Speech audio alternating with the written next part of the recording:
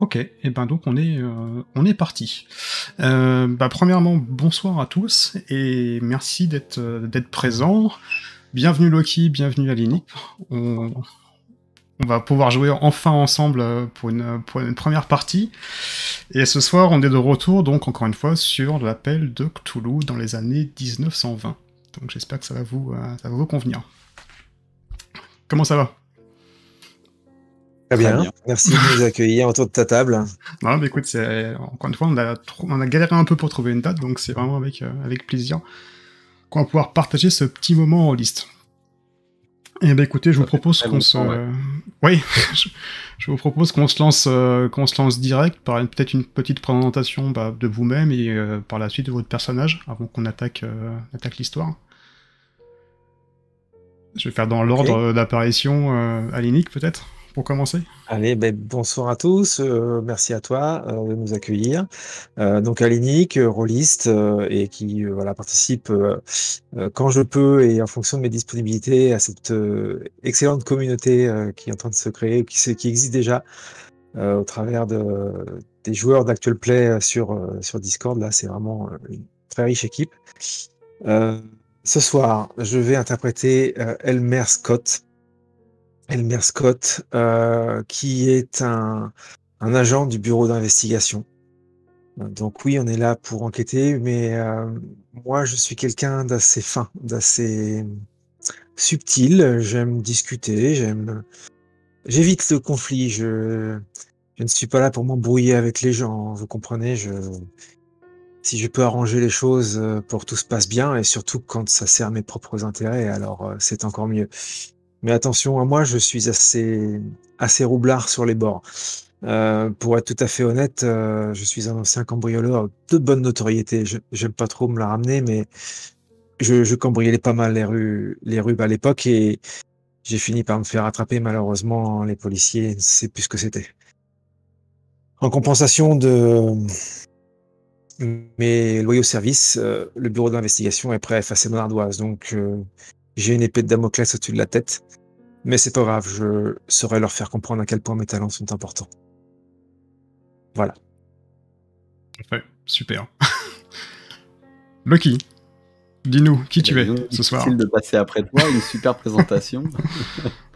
Et ben écoute, très content, moi c'est Loki, voilà, joueur aussi de jeux de rôle. Voilà, très content de participer à ce jeu avec tous les deux. On a déjà joué ensemble par le passé et c'était une super expérience, donc content de remettre le couvert. Et alors ce soir, je vais donc interpréter Frank Wood. Donc c'est également un agent du bureau d'investigation, quarantaine d'années, et il a la particularité d'être bipolaire. Alors ça veut dire bipolaire qu'il a deux, il va balancer en fait sur deux états. Il peut partir dans un état dépressif, comme à l'inverse, il peut aller partir sur un état qui va révéler beaucoup plus de la surestime de soi et qui le mettrait potentiellement en danger. Son trouble de bipolarité, il le traite, il est suivi par un psychiatre, le docteur Hamilton, qui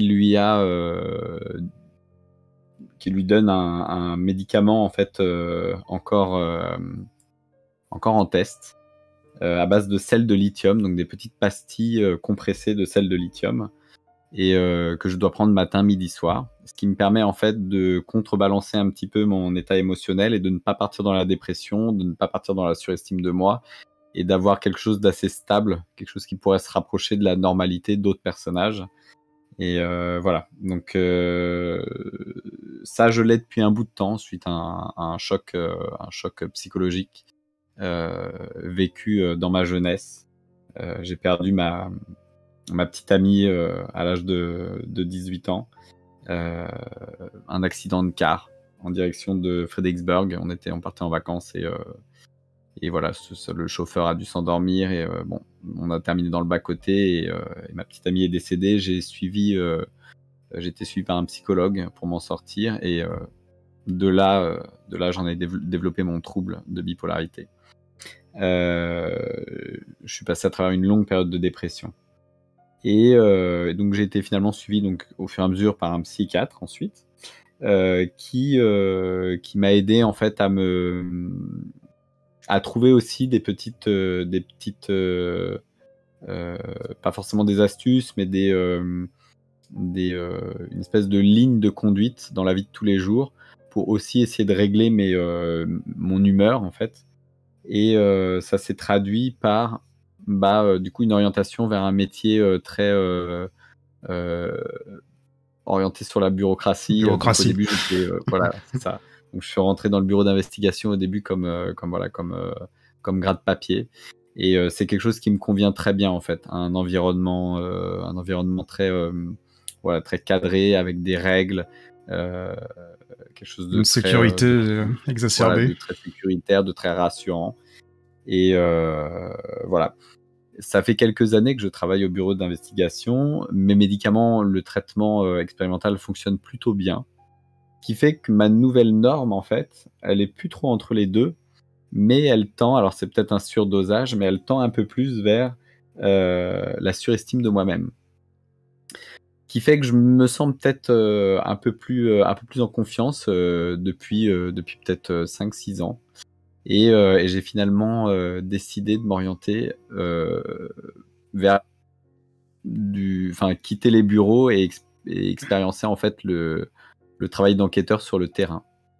Et je l'ai pas encore expériencé, hein. J'ai suivi beaucoup de cours, etc. Je me suis préparé et j'attends ma première mission donc avec impatience. Et j'espère que ça va sachant bien se que passer. tes collègues ne savent pas que tu es bipolaire, on est bien d'accord. Exactement. Alors par Voilà. contre, oui. Exactement. Donc Alinik, tu n'as rien entendu? Petit détail. Bah écoutez, parfait. On va pouvoir débuter notre aventure. Donc notre histoire se déroule à Seattle, en 1924. Plus précisément le 25 septembre. Vous faites tous donc partie du BOI, le Bureau of Investigation, l'ancêtre du FBI, dont le siège se trouve actuellement à Washington. L'agence a été créée en 1908 par Charles Joseph Bonaparte Patterson, sous la présidence de Roosevelt, pour lutter contre les crimes organisés, et comprend à ce jour environ 500 personnes qui sont réparties sur le territoire américain. Vous êtes tous les deux des hommes de terrain, enfin en tout cas bientôt un de plus. Mais vous n'avez jamais fait équipe ensemble, jamais coéquipiers par le passé.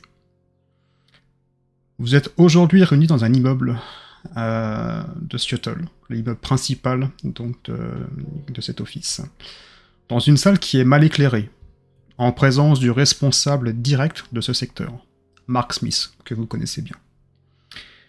Également un homme âgé, qui va se présenter en étant Conrad Adonway, responsable des établissements carcéraux sur le territoire. Conrad, comment tu m'as dit?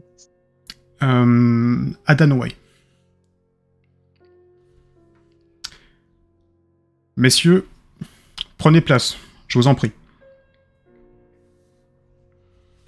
Donc il vous invite à vous asseoir. Je m'assois. Voilà. Je m'assois.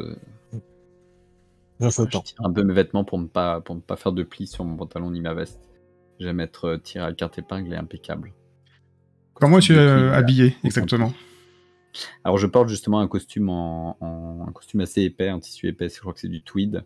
Oui, d'accord. Gris, voilà, assez neutre. Chemise blanche, cravate noire. Je porte une paire de lunettes écaillées.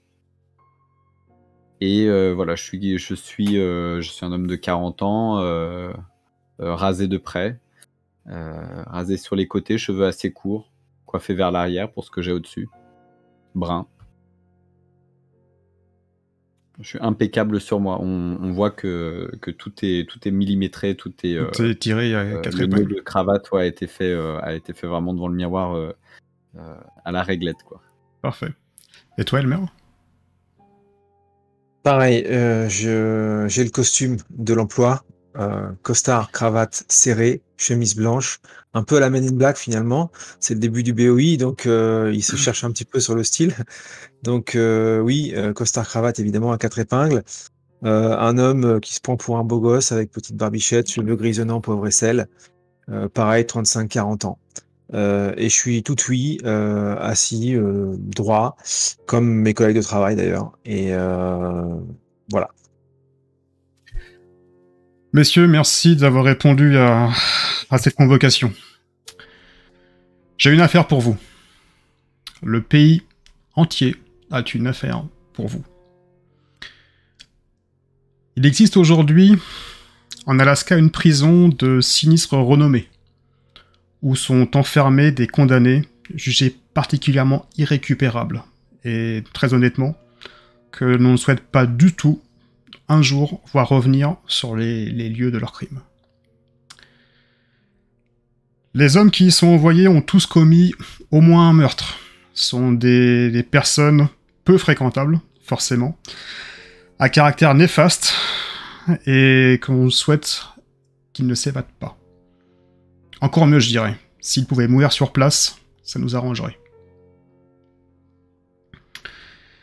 Et voilà, il y a à peu près 6 mois de ça, quelques fuites ont commencé à s'opérer.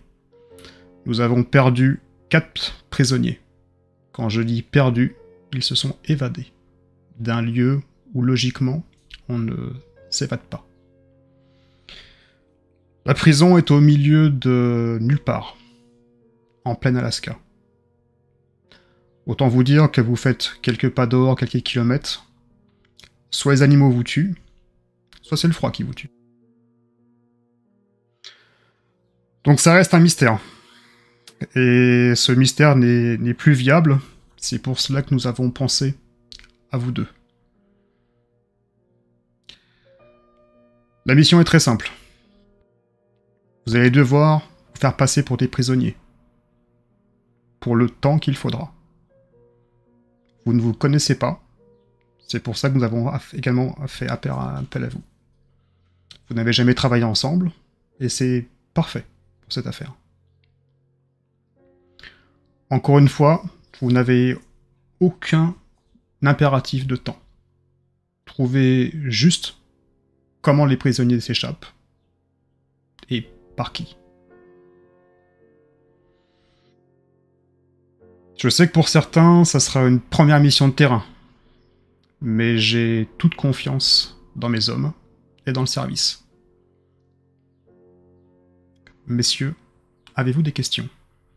Doit-on comprendre que si nous ne trouvons pas comment les prisonniers s'évadent, nous resterons indéfiniment dans cette prison?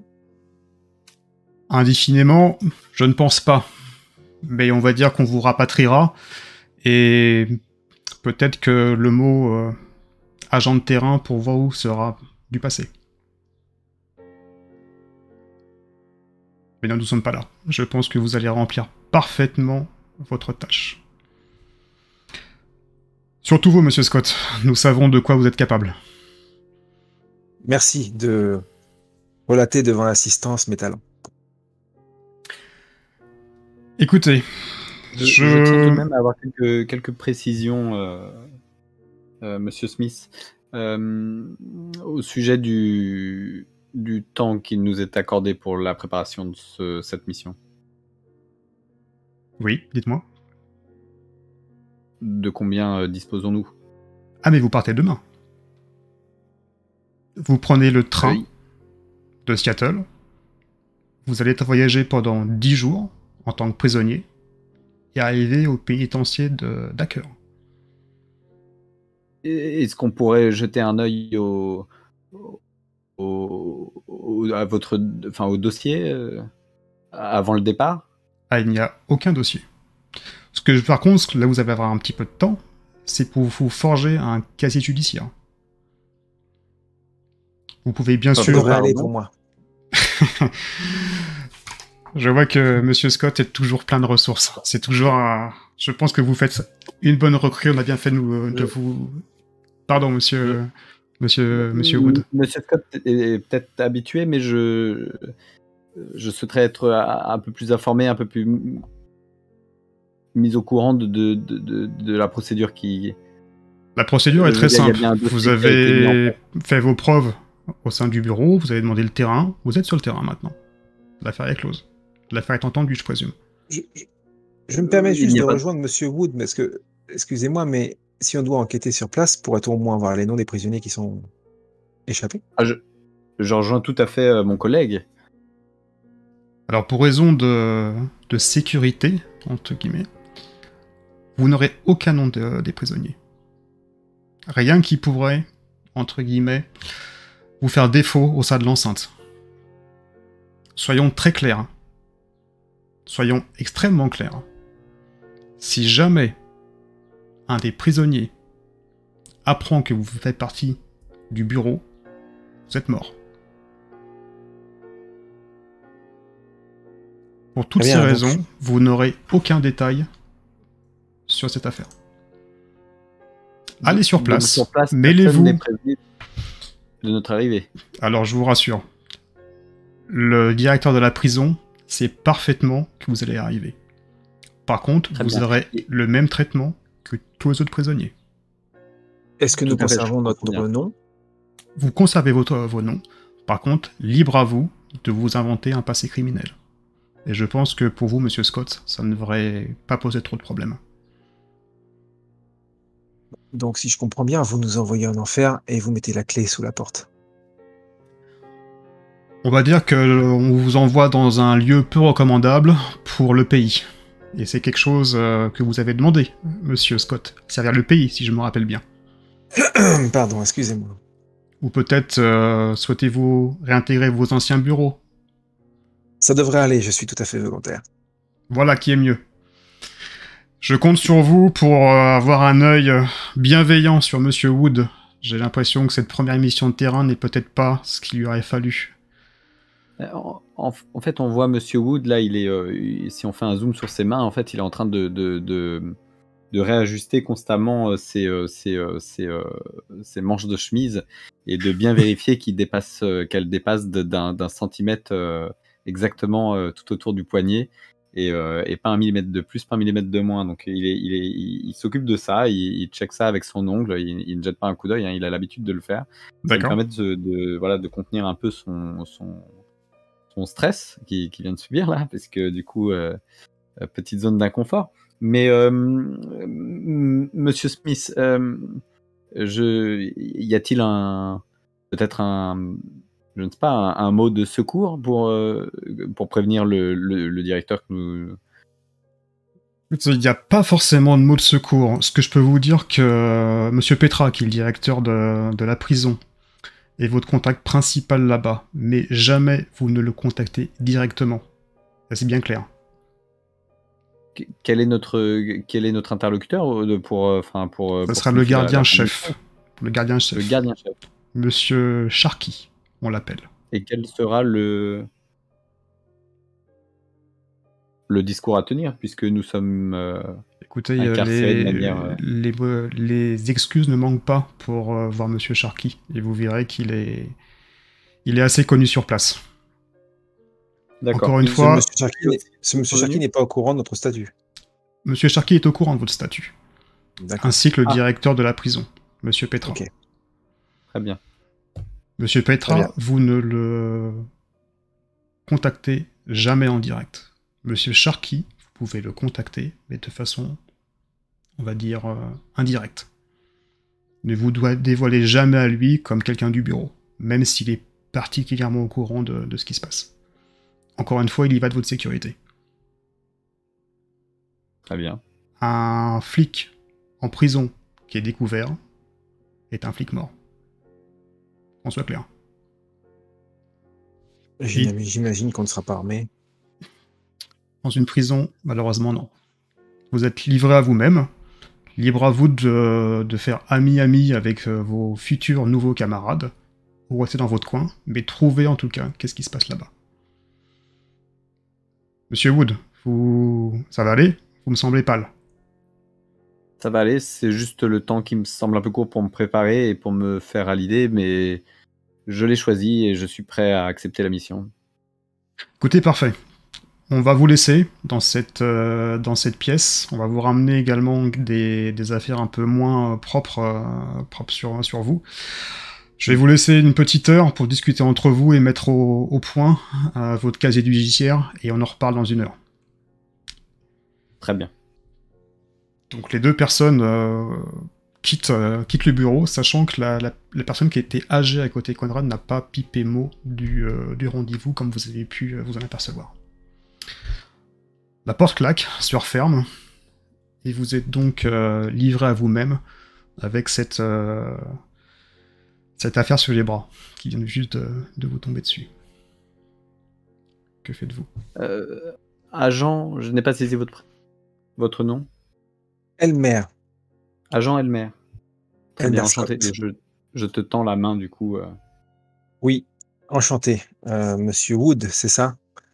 Peut-être Agent Wood, oui. que on peut s'appeler par nos prénoms, voire même se tutoyer. Ce serait peut-être bien parce que là où on va, le vouvoiement, à mon avis, va vite s'effacer.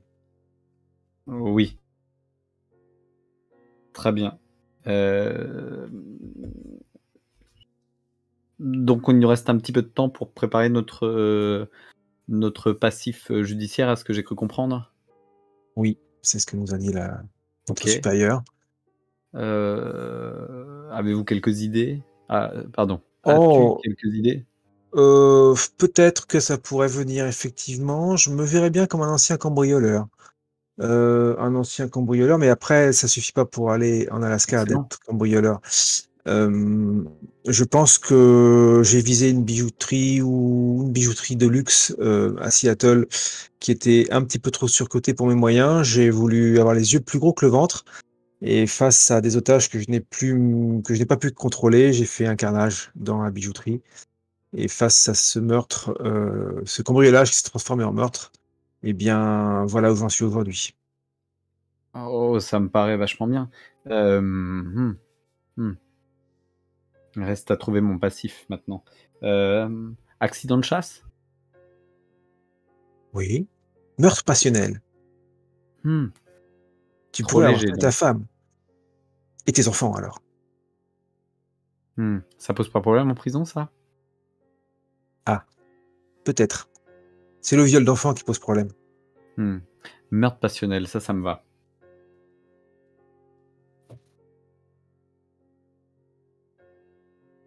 Oui, Et ou peut-être alors une petite mise en scène derrière. avoir charcuté l'amant de ta femme.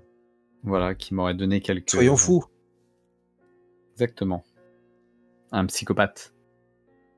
Oui. Je vais pouvoir trouver Alors, quelques... loin de moi de vouloir critiquer, mais c'est vrai que physiquement, tu as un petit peu le... Non, enfin, non, j'ai rien dit. C'est vrai que c'est pas Monk, mais un petit peu, en fait, quand on le regarde. Oui, je vais avoir quelques ressources là-dessus. J'ai étudié longuement la psychologie des criminels et j'ai quelques idées à ce sujet. Donc, visiblement, on ne se connaît pas. Du moins, en non. prison, ouais. La question, c'est est-ce qu'on sera mis dans la même cellule? On aurait d'ailleurs dû poser la question à Monsieur Smith. Il faudrait peut-être Pour l'enquête, ce serait plus facile. Il faudrait peut-être que notre passif judiciaire, du coup, soit assez similaire. Si on arrive pour tous les deux pour le même type de... Il se peut qu'on soit dans la même année de prison. Je sais pas du tout. Et surtout, j'ignore si on sera dans la même cellule. Pour moi, c'est important parce que si on veut pouvoir partager nos informations et progresser plus facilement dans l'enquête, si on ne se voit pas, ça va être compliqué.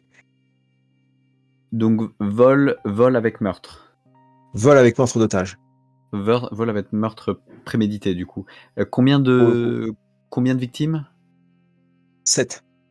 Ça va chercher dans la perpétuité, ça. Ouais, ça me va bien, ça. Ouais. Et pour moi, meurtre passionnel avec mise en scène psychopathe derrière. Ouais, c'est pas mal non plus, ça. Ça va chercher dans la perpétuité aussi, je pense. C'est bien, ça va impressionner les autres. Voilà.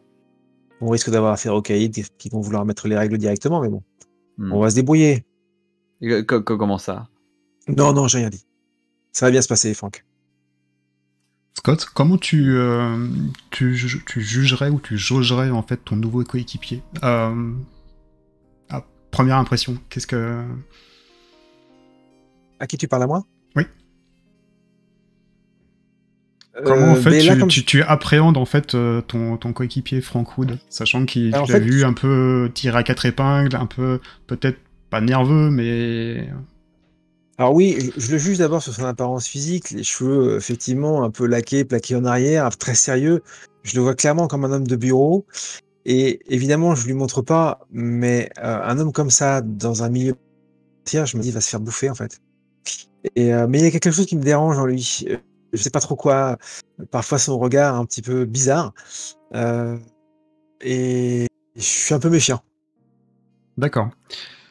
Et toi, Franck, si tu aurais quelques lignes rapidement pour décrire Elmer de ton côté? Bah moi, je vois quelqu'un de très à l'aise et ça me dérange. Tu vois, moi, je suis vraiment assis, tu sais, les genoux serrés, mains posées sur les genoux, vraiment, tu sais, droit, tout ça. Et je vois quelqu'un qui semble assez à l'aise et surtout vis-à-vis de à l'idée d'aller se mettre dans le pétrin, en fait. Et voilà, je le trouve beaucoup trop sûr de lui et j'ai peur qu'il déconne. Moi, pour ma part, je me sens rassuré. Je sais, de par mes études en psychologie de criminel, etc., je sais à quoi ressemble un psychopathe et je pense moi-même me couvrir. En fait, j'ai ma petite idée. Je vais essayer de me faire passer pour un psychopathe. En fait, je saurais pas me faire passer pour un gros dur, mais du coup, l'idée qui m'a passée me convient. Et du coup, j'ai en face de moi quelqu'un qui est beaucoup plus, qui, j'ai l'impression, est beaucoup plus sanguin, beaucoup plus, voilà. Et j'appréhende un Ça petit va peu. faire un tandem explosif, on va dire. La porte s'ouvre. Coupant court un peu à vos réflexions. Messieurs, voici des vêtements, on va dire, un peu moins conventionnels. Il vous les pose sur la table. Il va falloir vous y habituer, en tout cas, pour les 10 prochains jours, qui vont vous emmener directement en Alaska. Est-ce que pour votre passé criminel, est-ce qu'on est OK? Oui. Oui. Juste une petite question. Est-ce qu'on sera dans la même cellule? Il est fort possible que oui. Très bien. D'autres questions? Non, pas pour moi. Écoutez, si tout est clair pour vous, eh bien écoutez, on va commencer. On va vous emmener directement au poste de police le plus proche. Je vais vous juste demander de partir vous... demain. Ah oui, vous partez demain, mais vous allez passer la nuit en prison ce soir. En tout cas dans le commissariat. Très bien. Vous n'allez pas partir directement du bureau. Ça serait inconvenant. Donc je vous en prie. Mise en bouche, Franck. Habillez-vous et on va vous conduire directement au poste le plus proche. Je commençais à m'enlever ma cravate. Devant lui, je suis pas gêné. Ouais, dessus. Lui, il reste là. Fixe. je Le me vêtement a l'air propre. Alors, par rapport à toi, c'est pas forcément la qualité habituelle que tu peux avoir sur les tweeds ou les coupes serrées, Ouais. mais on va dire que c'est des vêtements de tous les jours. Voilà, encore une fois, tu vas pas faire un défilé de mode. T'es considéré maintenant comme la pire de la société. D'accord. Bah, je vais commencer par prendre les vêtements et puis peut-être la chemise d'abord ou le pantalon. Mhm. Et puis le déplier, le jauger, peut-être le mettre autour de ma taille pour voir si c'est la bonne taille, Tu vois que c'est la etc. bonne taille. Ouais, dessus. Voilà, peut-être examiner les coutures, voir s'il n'est pas abîmé. Non, enfin, les vêtements sont un peu passés, mais en tout cas, c'est en bonne qualité. Et sachant que vous avez des pulls et également une veste. Au bout d'un temps qui paraît plutôt long, je finis par poser cette nouvelle tenue sur la coudoir de la chaise sur laquelle j'étais assis. D'accord. En me levant, j'ai bien fait attention à réaplanir l'assise en réalité pour pas laisser de traces. Mhm. Et du coup, je retire ma veste et de manière très méthodique, en fait, je vais la poser. Je cherche tout autour de moi un cintre. Je n'en vois pas, du coup, je la pose sur le dossier de la chaise et puis je vais pareil défaire ma cravate de manière très méthodique, etc. Je vais prendre un temps fou à me déshabiller, plier mes vêtements, etc. Enfin vraiment Tu vois que Mark Smith regarde sa montre, te regarde du coin de l'œil. Je fais pas gaffe en fait. Je pense qu'il va se plaire.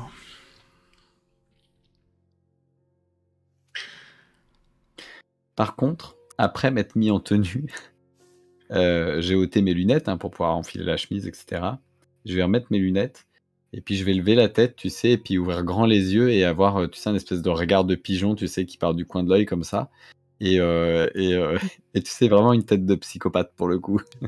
Toi, Scott, tu vois hein, ce petit détail, hein, bien sûr. Et je vais regarder et tu vois, je suis enfin prêt. Ça m'interpelle. Tu le tiens là, tu le tiens, vraiment tu le tiens. Là, t'es bien dans ton rôle là. Messieurs, je vais vous laisser. J'espère vous revoir bientôt. Et je vous souhaite tout le succès possible dans cette affaire. Et là, il claque des doigts. Et vous voyez 2 hommes de loi, donc 2 policiers qui rentrent dans le bureau et qui vous signent d'avancer. Là, vous comprenez en fait que vous rentrez dans le dur. Est-ce qu'on nous menotte? Pas encore. Encore. Donc vous descendez donc les marches jusqu'au rez-de-chaussée. Une voiture vous attend directement et vous conduit au commissariat qui est à côté.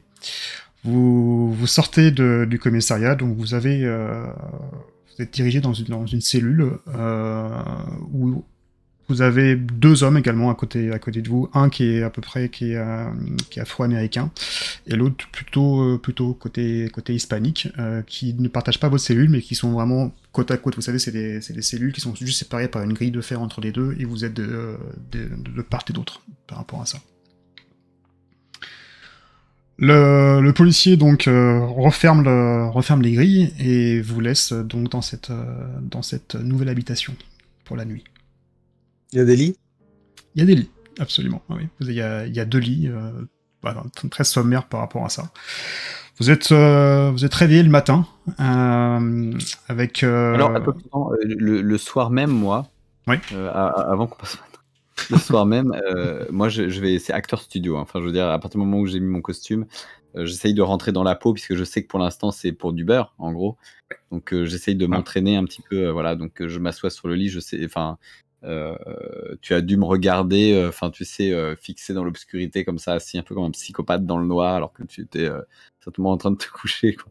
Et du coup, j'essaie vraiment de jouer le mec un peu taré. Et par contre, à un moment donné, je vais... Oh merde, mince. Et je vais me lever, et je vais aller à la grille, et je vais essayer d'appeler, en fait, agent, et je vais taper au barreau. Ok, donc après quelques moments de tapage, tu as... Alors que c'est le soir, ouais, avant de me coucher, en fait. Ouais. T'as un bonhomme qui est assez corpulent, qui arrive avec une matraque sur le côté. Qu'est-ce que tu veux, toi? Mes cachets, je savais pas où j'ai... Enfin, je sais pas où j'ai la tête, j'ai oublié mes cachets. Mais tu te crois à l'hôtel ou quoi? T'es pas à l'hôtel, Non, gars? mes cachets. Mais t'es pas à l'hôtel? Je suis un traitement et j'ai impérativement besoin de mes cachets. Eh mais le traitement, c'est ici. Et très bien, j'ai besoin de sel de lithium. Mais qu'est-ce que t'as pas compris? Donc là, tu vas faire... Tu vas faire... Si je peux me permettre, j'ai pas envie de passer la nuit avec un taré s'il a pas pris ses médicaments. Si vous pouviez faire quelque chose, j'aimerais bien me réveiller d'un matin. Non mais les gars, vous êtes cru au Hilton ici ou quoi? C'est une prison. On n'est pas là pour vous plier à vos 4 volontés. Donc maintenant, vous allez prendre vos 2 petits culs, vous allez les mettre sur le lit et vous allez dormir. Autrement, ça va mal se passer. Écoutez, pour tout vous expliquer, alors là, Actor Studio, écoutez, pour tout vous expliquer, si je ne prends pas de médicaments, j'ai des idées noires. J'ai déjà fait quelques tentatives de suicide. C'est parfait. Mais vas-y. Et ça peut que je récidive cette nuit. Et ben vers le matin. Et là, il prend la matraque et il commence à les taper, c'est contre les barres. Ting, ting, ting, ting, ting. Alors, monsieur l'agent, j'aimerais être dans la cellule d'à côté, si c'est possible. Et vous allez tous me faire chier, ça, ou quoi? Non, mais vraiment. Filez-lui tes médocs, on sera tranquille. Et t'as les deux mecs à côté, donc t'as l'offre américain Écoutez, si je qui passe une regarde sale vie, voilà, on va plus un peu bizarrement, et l'autre qui se retourne, il fait... Tu vois, juste comme ça, quoi. Donc maintenant, toi, le petit malin, là, avec les cheveux gominés à l'arrière, hein, tu te prends pour qui, là? Est-ce que vous pourriez contacter au moins l'agent qui nous a incarcérés, qui nous a amenés jusqu'ici? Ok, bon, on va la faire différente, alors. Si tu comprends pas... Eh les gars, il y a un petit malin, là. Il est avec moi, là. Et tu vas arriver, donc... 3-4 pas en arrière de la grille. tu vas arriver deux autres gars. Il dit, le monsieur, il veut pas dormir, vous pouvez pas l'aider un petit peu, là? C'est quoi ta réaction? C'est bon, ça va aller, c'est bon. Alors maintenant qu'on soit clair, tu fermes ta gueule et tu vas dormir. On est clair? Ou mes copains, ils rentrent? On est clair. Ferme ta gueule, je t'entends plus. Tu te tais. Je me rassois. Et c'est là que je vais faire encore une fois vraiment le piquet, le psychopathe dans le noir, en fait, et que je vais certainement ruminer, en plus de jouer mon rôle ruminé sur cette panique qui commence à arriver, là. Bah voilà. C'était pas compliqué pourtant. Et les trois tournent les talons. Toi, Scott, tu regardes la scène. C'est quoi ton sentiment par rapport à ça? Par rapport à l'attitude de Franck et la dichotomie qui s'est opérée avec les gardiens? Je suis surpris parce que je voyais un bureaucrate, je voyais un administratif qui pourrait avoir peur de son ombre. Et finalement, je le vois entrer dans un personnage qui fait front. Du coup, je suis surpris et amusé. Et je me dis que ça peut paraître bizarre, ce type de personnalité en prison, mais il pourrait peut-être s'en sortir en fait face à des gens qui sont peut-être aussi frappés que lui finalement. Donc, je m'installe dans le lit, je mets mes mains comme ça sur le dossier, le mur avec Oui. l'oreiller, j'étale mes jambes. Ah, mais elle est pas mal cette suite finalement. Bon, on va dormir un peu parce que je pense que le voyage va être long là. Allez, essaie de te reposer, Franck. Et j'essaie de dormir. Tu t'endormiras, je serai toujours dans la même position. Par contre, pendant la nuit, tu entendras des espèces de petits bruits, tu sais, comme des déchirures, comme quelqu'un qui déchire du tissu, tu vois. Et au Qu'est-ce matin... que tu vas faire exactement? Voilà, et au matin, quand tu vas te lever, je serai endormi du coup, mais au sol, déjà tu verras que je suis endormi avec une espèce de couverture beaucoup plus petite que celle que tu as, et tu verras au sol du coup des lambeaux de drap qui formeront l'exact contour d'une victime au sol, tu sais, d'une victime marquée à la craie, juste devant juste devant les barreaux, tu vois. Quand je vois ça en me levant, je le vois dormir, je le regarde, je vois ça au sol, et là je me dis: «Mais ce mec est vraiment barré. Il est complètement cinglé» et du coup je le regarde, je me dis: «Mais comment il a pu rentrer au BOI?» et je chasse cette idée de ma tête et je fous un coup de pied dans les barreaux de son lit. «Allez debout, Ok. ça va être l'heure». Quand tu mets un bon coup dans les barreaux de son lit, tu vois qu'au côté, il y a déjà l'hispanique et puis l'afro-américain qui sont là, et eux aussi, ils regardent vraiment avec une interrogation, l'amas de drap, la forme que t'as fait au sol. C'est une espèce de ruban de tissu, tu sais, que j'ai découpé. Ouais, vraiment, je vois bien le pitch. Et pareil, le Black regarde un peu son camarade de chambre et fait... voilà. Ton ami du matin revient. Enfin, en tout cas, de celui que t'as, le petit gros, là, bien en chair. Dessus. Prends la clé, ouvre la porte. Alors, les princesses, t'as bien dormi? Bah, maintenant, on va y aller.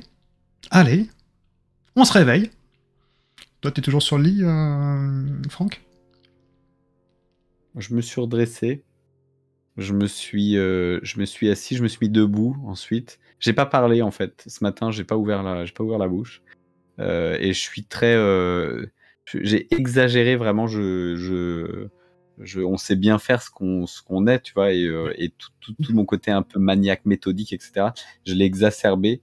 Et donc, vraiment, tu as le côté mon, quoi, les mains sur les genoux. Je suis resté comme une statue, puis je me suis levé. Et je suis vraiment très rigide, en fait, très raide quand je me déplace, tu vois. Je un peu robotique, tu vois. Ok. Et du coup, je vais me lever comme ça, un peu, voilà, un peu de manière. Pour la princesse, tu tends tes bras, on répète les chaînes.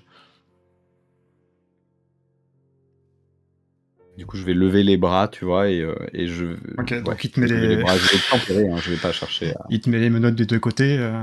Bon, je présume que Hmm. pour vous, ce sera peut-être plus simple. Je Vous ferez tends pas les mains. d'histoire. Voilà. Tac, tac. Même opération se passe dans la cellule d'à côté. Et donc la porte s'ouvre également. Et ben on est parti. Ça va être une petite prendre de santé pour vous. Ils vous conduisent directement donc au train. Donc c'est un train qui va vous accompagner directement jusqu'en Alaska. Plus précisément jusqu'à Fairbanks. Et le trajet va durer à peu près une dizaine de jours. Sachant que nous sommes au mois de septembre, la température actuellement est d'environ 2 degrés. Ce qui explique votre blouson qu'on vous a confié. Vous montez donc dans ce train, pas du tout vraiment sur les sièges passagers comme un train de voyageurs, mais plutôt comme des marchandises. Vous allez rentrer dans un wagon, où dans ce wagon, il n'y aura pas vraiment de siège.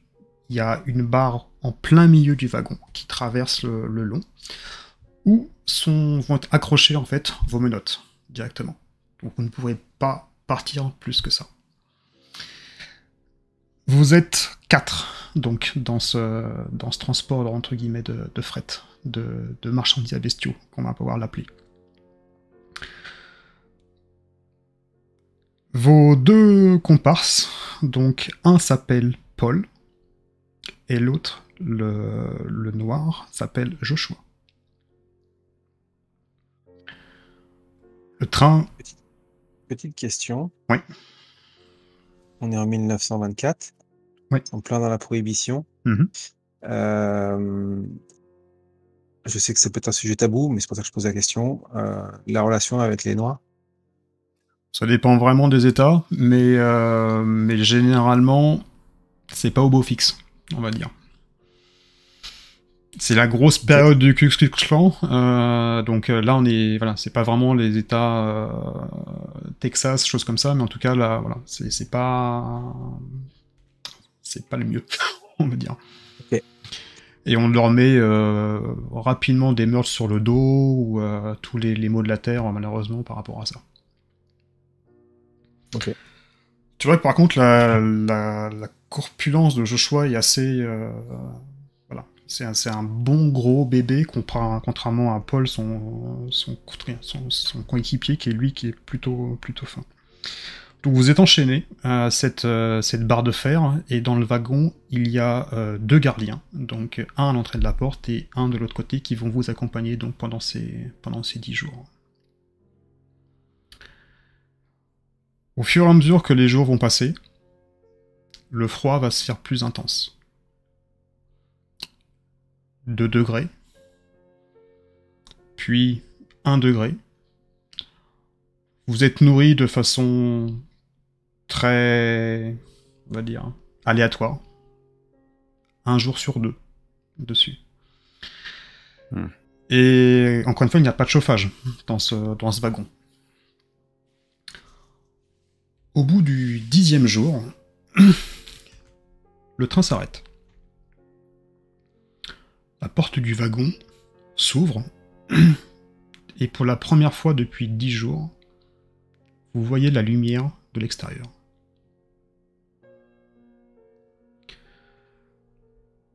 Au pied du train, donc on vous fait descendre, et vous apercevez une sorte de car, de bus, où on vous fait monter. Vous êtes arrivé à Fairbanks, et vous allez faire à peu près 2 heures de route à travers la forêt Donc là, toute trace de civilisation sont complètement effacées. Vous passez dans des paysages très arborés, avec une fine pellicule de neige qui commence à s'amonceler. Et finalement, après 2 heures de route, vous êtes enfin là. Vous êtes arrivé.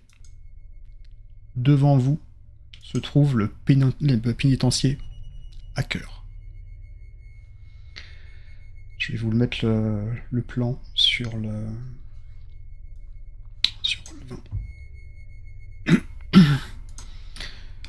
C'est un bâtiment qui est extrêmement austère.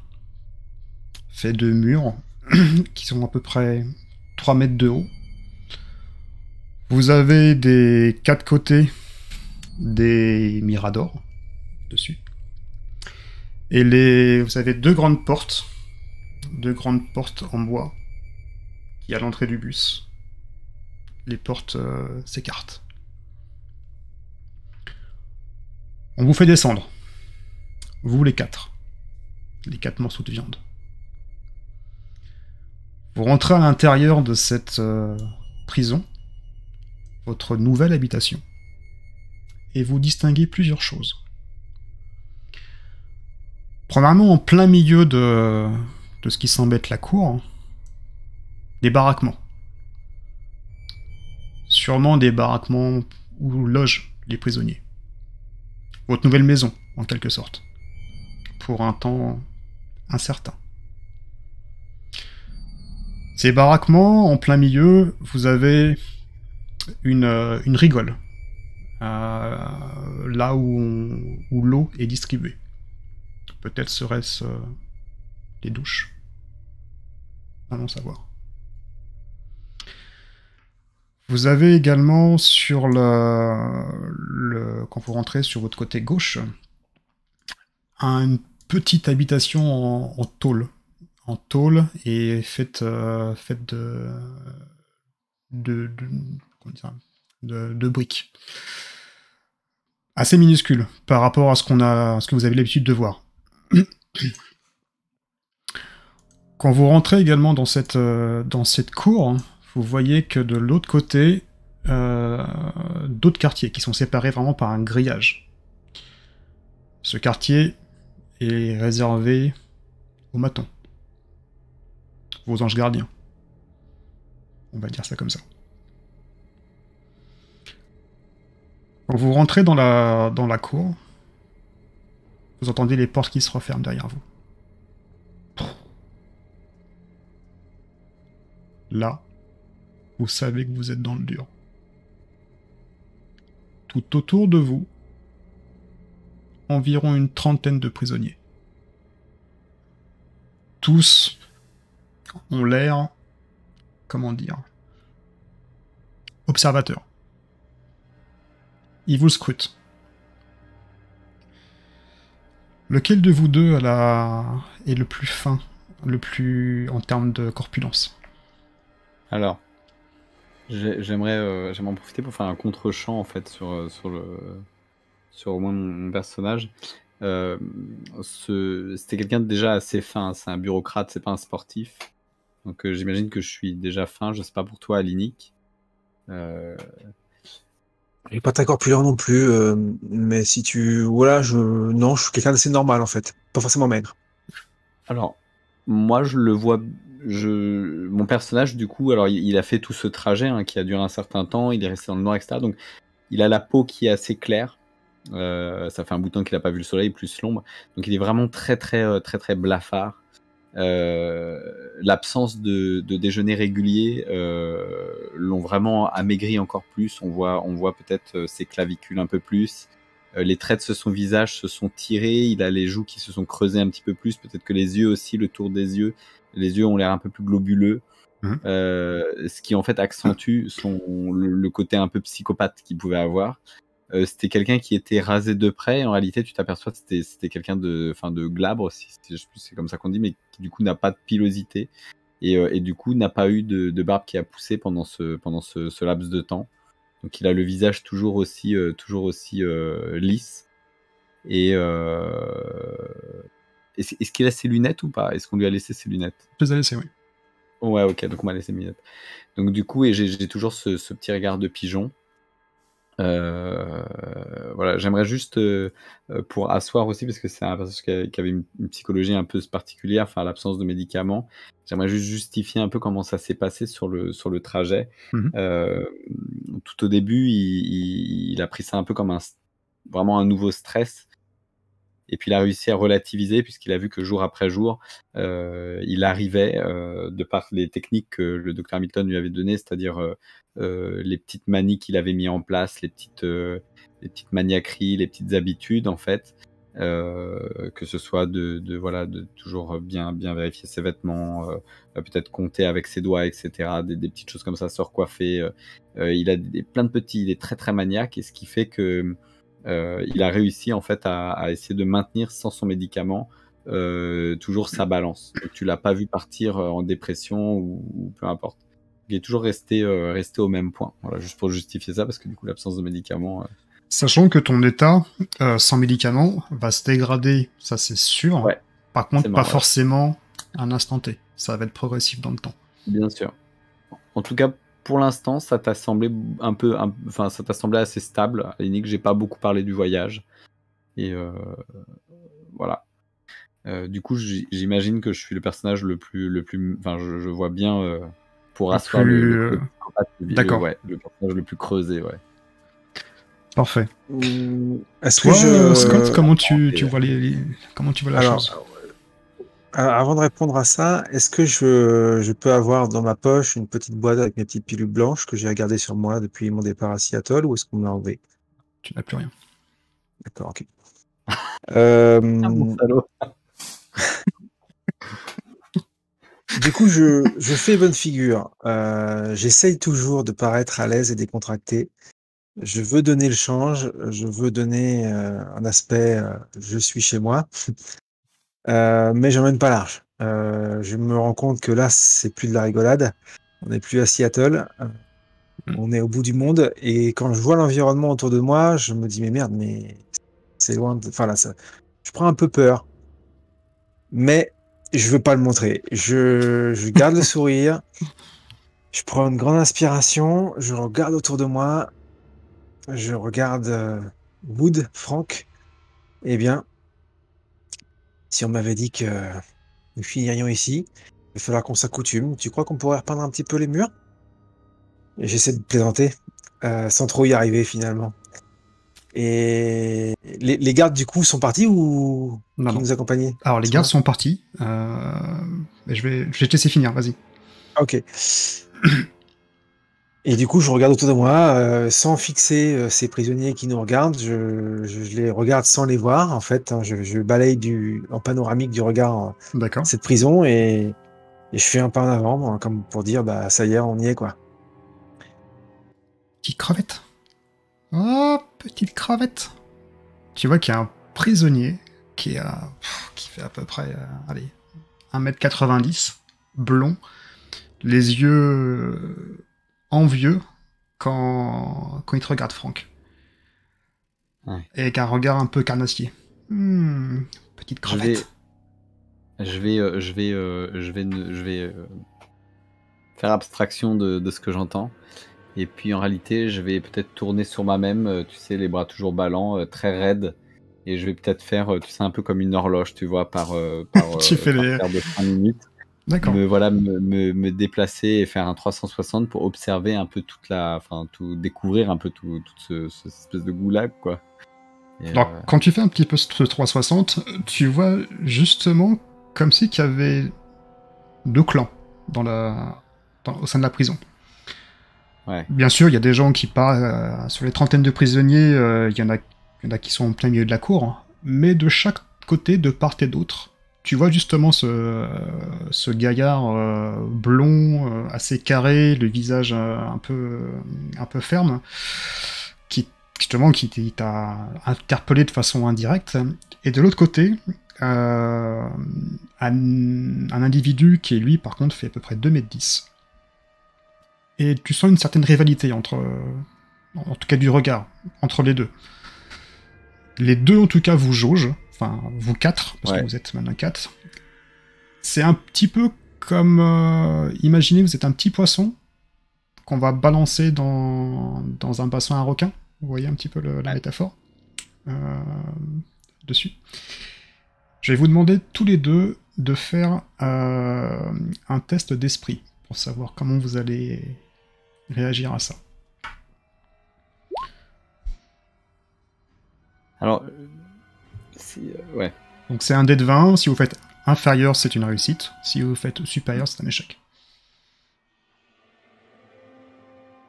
Donc pour les deux, c'est une réussite. Donc vous tenez... Donc vous regardez un petit peu l'assistance et voilà, sans pour autant vous démonter, en tout cas ouvertement par rapport au restant. Je vais juste vous faire cocher par... Oui. Je vais prendre une grande inspiration. Oui. Et tout se passe très vite dans ma tête.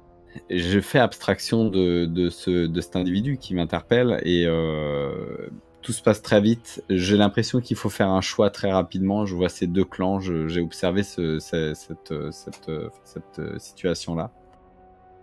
Et je vais faire un pas chassé très lentement, comme s'il y avait une ligne sur laquelle on était. Une démarcation. Posé, choisir son clan, droite ou gauche. D'accord. Et je vais faire un pas chassé et très lentement me décaler de cette ligne imaginaire et me décaler du côté du clan de la personne qui est rivale. Qui mesure en fait, 2m10. Voilà, qui mesure 2m10. D'accord. Et puis, Il ressemble à quoi, lui? Alors, lui, encore une fois, très grand, athlétique, vraiment un profil un peu, voilà, vraiment un peu une armoire à glace. Tu sais que c'est juste le type de personne qu'il faut mieux avoir dans sa poche, et que personne, en tout cas ouvertement, va embêter dans une prison. Je pense qu'il en impose naturellement de par sa carrure. De ton côté, Scott, est-ce que tu fais un pas chassé? Tu restes là? Tu fais un pas chassé de l'autre côté? Qu'est-ce que tu... Alors, donc, tu dis que ces deux clans, en tout et pour tout, ça fait une trentaine de personnes, c'est ça? Dans la prison, il y a à peu près une trentaine de personnes, et des deux côtés, il y a 3-4 personnes d'un côté, et 3-4 personnes de l'autre. Autrement, il y a une sorte de va-et-vient dessus. Bah, naturellement, effectivement, l'attitude du grand blond qui dit crevette, moi déjà dès le départ ça m'agace. Petite crevette. Petite crevette. Donc je vais pas lui parler évidemment. Je vois Franck qui fait un pas de côté vers le clan de celui qui reste muet. Je le regarde, je regarde le grand blond, je lève le sourcil. Eh bien, puisqu'il faut choisir. Et là, tu entends un coup de sifflet.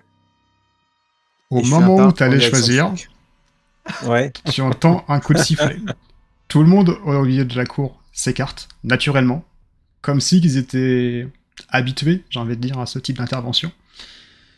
Et tu vois arriver en plein milieu donc de la cour un homme, allez, 1m75, entouré de 4 matons, armés, avec des fusils, qui s'avance vers vous 4. Il est assez sec, porte un pull assez conséquent, une veste, comme toi tu les aimes, Franck. Extrêmement bien coupés, minutieux. Les cheveux gominés à l'arrière, et des petites lunettes rondes vissées sur son nez. Il s'approche près de vous 4, et désigne un maton un peu plus grand que les autres à côté.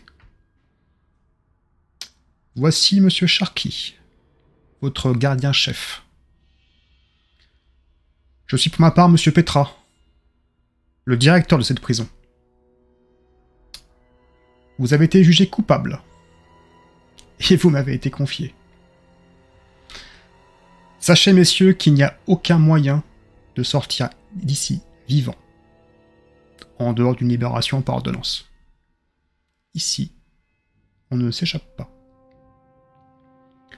Règle numéro 1, pas de blasphème. Et vous voyez justement sur sa veste, il y a une petite croix. Sous son bras, il tient une Bible. Il va prendre la Bible, la montrer devant vous. C'est pourquoi je vous... Tu te signes?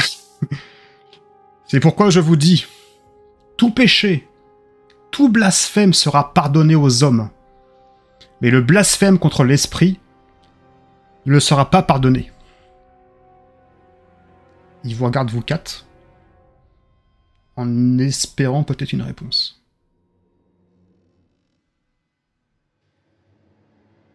Voyant vos terres incrédules, il poursuit. J'essaye de réagir. Il n'y aura aucun parjure et aucune offense devant la volonté de Dieu, monsieur le directeur. Voilà. Matthieu 12, 31. Les autres règles, vous les comprendrez assez vite. Des questions?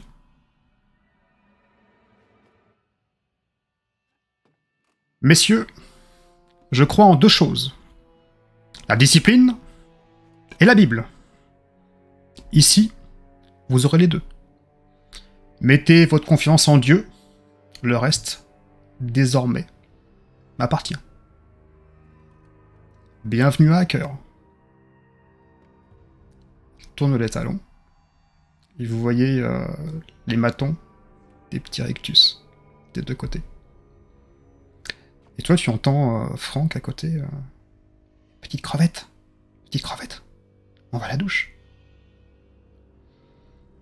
Et vous êtes donc comme tous les quatre, comme deux ronds de flanc, en plein milieu de cette enceinte.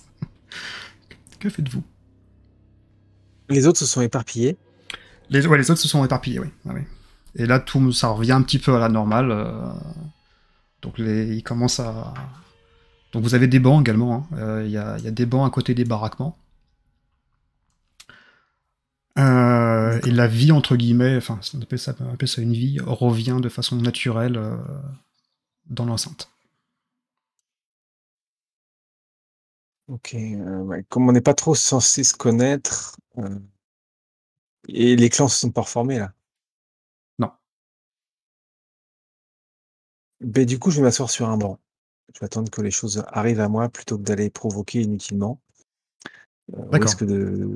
Au risque de... C'est dans mon naturel d'aller voir les gens et de parler, mais là, c'est plus tous les règles du jeu ne sont plus les mêmes. Et je sais que si je vais naturellement parler, ça va, voilà, je vais perdre le contrôle en fait. Donc, je vais attendre que les choses viennent à moi. Je m'assois tranquillement pour observer les lieux, mais aussi avoir un regard sur l'attitude des prisonniers, leur mouvement, leur regard, voir qui parle à qui. Essayer de commencer un petit peu naturellement, on va dire, d'observer les choses. Donc tu vois, justement dans l'enceinte, cette personne, on va dire le blondinet, là, qui commence à taquiner un petit peu ton collègue non officiel. À côté de lui, il y a toujours un petit gars. Un petit gars qui est, quand je dis un petit gars, il fait 1,65, donc, mais très sec, très rapide dans ses mouvements. Tu vois, l'exécution est toujours sur le qui-vive, toujours prêt à, voilà, peut-être à anticiper les choses. Et à l'opposé, mais vraiment à l'opposé, t'as un gars qui fait, allez, un bon 90 kilos, 90-95 kilos. Et lui, par contre, pareil, une corpulence normale, mais voilà, vraiment en plein, clairement une surcharge pondérale par rapport à ça. Toi, Franck, qu'est-ce que tu fais? Tu as vu Scott partir sur un banc. Encore une fois, vous n'êtes pas censé vous connaître. Non, il y a plusieurs bancs. Il y a plusieurs bancs, oui. Il y a 2 bancs en face de chaque baraquement. D'accord. Bah, de toute manière, moi, j'ai significativement choisi mon camp, hein, et j'ai essayé de le faire voir. Du coup, je vais m'éloigner et puis me trouver du coup place. Alors, du coup, peut-être pas très loin de toi, pas collé à toi, mais pas très loin. J'imagine que ça semblera logique puisqu'on a fait le trajet ensemble. Tu es la seule personne familière que je connaisse, donc je vais m'asseoir pas très très loin, mais vraiment du côté du bon côté Enfin, du bon côté, je sais pas si c'est le bon, mais voilà. Du Celui que t'as côté, choisi. voilà, du côté opposé de ce grand blond là qui, ouais, ouais. Il t'aime Et bien. je vais m'asseoir et puis en fait, euh, j'ai vraiment, enfin forcément, hein, c'est le truc qui me, c'est la situation actuelle. Enfin, là, je suis en train de vivre à la Mhm. minute après minute, et je suis en train dans ma tête se passe tout un tas de scénarios en fait qui pourraient arriver avec ce blond. Et je vois ce petit gaillard Comme. là à côté, tout frêle et qui très très vif en fait. Et Mhm. je suis en train d'imaginer tout ce qui pourrait se passer et je me passe plein de trucs dans la tête. Alors, tu vois, je me dis, bon, si jamais il arrive sur moi, je me jette à sa gorge, et puis tu sais, dans ma tête, on voit peut-être un film se passer, je me jette sur sa jugulaire, et puis forcément, je réussis parce que c'est dans ma tête, tu vois. D'accord. Donc, je lui arrache la jugulaire, le mec s'étale, et puis tout le monde me regarde avec respect. Tu vois, j'ai ce genre de trucs qui passent. Et voilà, je planifie en fait. Je suis en train de faire 1000 plans dans ma tête. D'accord. Et il n'y en a pas un qui peut échouer, quoi. Et donc vous observez un petit En, peu toute la scène, hein, en général. en ob- juste une Dis-moi. question, en Mhm. observant les lieux, il n'y a qu'une seule porte d'entrée. Une seule porte d'entrée, oui. Une seule porte d'entrée, La 4 porte que miradors, il y a... tu... Exactement. Après, il y a Ouais, une séparation entre la partie des gardiens et du directeur et le reste de la prison. Forcément, oui, c'est la ça, porte que tu je vois l'ai sur, vu, ouais. sur la map, Ouais, sur le l'autre plan. porte là-bas, ouais. Mais autrement, il y a une seule porte d'entrée, et par contre, vous avez 4 miradors qui parsèment en fait la prison. Et il y a combien de matons dans les miradors Il y en a que l'on peut voir? un seul. D'accord, ok. Ça marche. C'est une petite prison, hein. Encore une fois. Ils partent du principe que vous êtes vraiment au milieu de nulle part, hein. Avec les températures qu'il fait. Tu fais 10 km. Voilà. Sans nourriture, sans rien. La survie est plus qu'improbable. La chose aussi que vous pouvez remarquer, c'est qu'en fait, tout le monde a le même, entre guillemets, uniforme. Vous êtes pour l'instant les seuls en pantalon de ville dessus. Mais heureusement, ça ne va pas tarder. Vous voyez 2 matons revenir vers vous. Ils ont tous les deux donc des vêtements qui vous balancent au sol. Messieurs, pour vous, changez-vous. Maintenant. C'est un Ça point. dehors devant tout le monde. Qu'est-ce que vous n'avez pas Dans le compris? froid. Très bien, Changez-vous pas de souci, maintenant. monsieur. Vous voyez que tous les matons sont équipés de matraques. Pas d'arme à feu. Non, pas dans l'enceinte. Par contre, au Guérite, enfin au Mirador, arme à feu. Alors, bah, du coup, bah, je me change. Ok, donc tu t'enlèves ton pull, ton pantalon. Pareil Je pour les 4. frissonne quand ma peau est au contact de l'air extérieur. Et là, Je m'habille vite fait pour me réchauffer. attends, petite crevette, je vais te manger. Alors pareil, tu vois, je me change aussi de manière très méthodique en réalité. Et, Ouais. et je vais donc ôter mes vêtements. Je vais certainement pas tourner le dos à ce grand blond. Ouais. Et donc je vais me déshabiller. Donc on va voir que j'ai la cage, enfin tu sais, la peau qui tire un peu sur la cage thoracique, etc. D'accord. Et puis je vais poser mes vêtements, vraiment les plier par terre à côté.